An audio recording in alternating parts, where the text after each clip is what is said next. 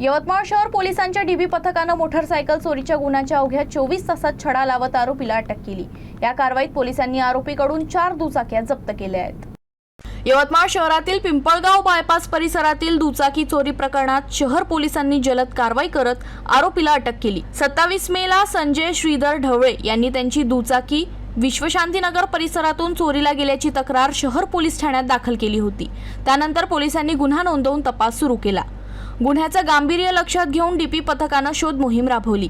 तपासादरम्यान पारस अपार्टमेंट परिसरात एक व्यक्ती मोटारसायकल विक्रीसाठी थांबल्याची माहिती पोलिसांना मिळाली। त्यानुसार पोलिसांनी सापळा रचून मनोज देमगुंडे याला ताब्यात घेतलं। कसून चौकशी दरम्यान आरोपीनं मोटारसायकल चोरीची कबुली दिली। त्याच्याकडून तक्रारीतील Hero Honda, Splendor, TVS, Activa अशी आणखी 3 वाहनं जप्त करण्यात आली आहेत। या कारवाईमुळे शहरातील मोटारसायकल चोरीच्या घटनांवर आळा बसण्यास मदत होणार असल्याची प्रतिक्रिया नागरिकांकडून व्यक्त केली जात आहे।